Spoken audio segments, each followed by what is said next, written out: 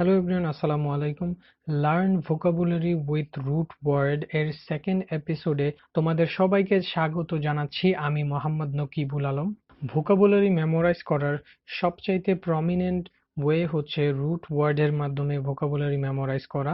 কারণ রুট ওয়ার্ডের মাধ্যমে ভোকাবুলারি মেমোরাইজ করলে ওয়ার্ড মুখস্থ করতে অনেক ইজি হয়, লং টার্ম মনে থাকে এবং এক্সামের প্রেসারে ওয়ার্ড ভুলে যাওয়ার চান্সেস অনেক কম থাকে। আজ আমরা এলওসি অর এলওকিউ রুট ওয়ার্ডের মাধ্যমে কিছু হাই ফ্রিকোয়েন্সি ওয়ার্ড শিখব। So let's get started.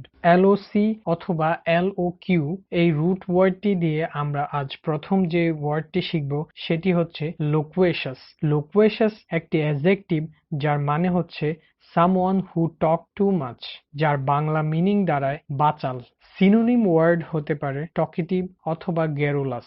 লোকুয়েশাস ওয়ার্ডটি যদি আমরা একটু খেয়াল করি তাহলে ওয়ার্ডটির শুরুতে এল ও কিউ এই অংশটি পেয়ে থাকি। কোনো ওয়ার্ডের শুরুতে, শেষে বা মাঝখানে এল ও কিউ অথবা এল ও সি এই রুট ওয়ার্ডটি থাকলে স্পিক অথবা স্পিচের সাথে সম্পর্কিত কোনো অর্থ প্রদান করে। আর ওয়ার্ডটির শেষে ওয়াস থাকায় এটি একটি অ্যাডজেক্টিভ। আর লোকুয়েশাস ওয়ার্ডটির সাথে এল ওয়াই যুক্ত করে আমরা ওয়ার্ডটিকে অ্যাডভার্বে রূপান্তর করতে পারি। এছাড়াও লোকুয়েশাস ওয়ার্ডটির সাথে NESS যুক্ত করে আমরা নাউনে রূপান্তর করতে পারি। লোকুয়েশাস ওয়ার্ডটির এক্সাম্পল হতে পারে লোকুয়েশাস পিপল আর অলওয়েজ এক্সট্রোভার্ট। লোক রুট ওয়ার্ডটি দিয়ে আমরা দ্বিতীয় যে ওয়ার্ডটি শিখব সেটি হচ্ছে কোলোকুয়াল। কোলোকুয়াল একটি অ্যাডজেক্টিভ যার মানে হচ্ছে ইনফর্মাল ল্যাঙ্গুয়েজ অর স্পিচ, যার সিনোনিম হতে পারে ফ্রেন্ডলি, চ্যাটি আর আনঅফিশিয়াল। কোলোকুয়াল ওয়ার্ডটি যদি আমরা লক্ষ্য করি তাহলে এখানেও দেখব ওয়ার্ডটির মাঝখানে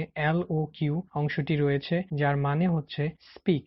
আমরা যখন ইনফর্মালি কথা বলি তখন ওয়ানা, গনা, হোয়াটসঅ্যাপ, ব্রো, হাই এই ওয়ার্ডগুলো ব্যবহার করে থাকি। এই ওয়ার্ডগুলোই হচ্ছে কোলোকুয়াল ল্যাঙ্গুয়েজ। কোলোকুয়াল ওয়ার্ডটির সাথে ITY যোগ করে আমরা কোলোকুয়াল ওয়ার্ডটিকে নাউনে রূপান্তর করতে পারি। এছাড়াও কোলোকুয়াল ওয়ার্ডটির সাথে LY যুক্ত করে আমরা ওয়ার্ডটিকে অ্যাডভার্বে রূপান্তর করতে পারি। কোলোকুয়ালের একটা এক্সাম্পল হতে পারে colloquial language is totally prohibited in business email writing.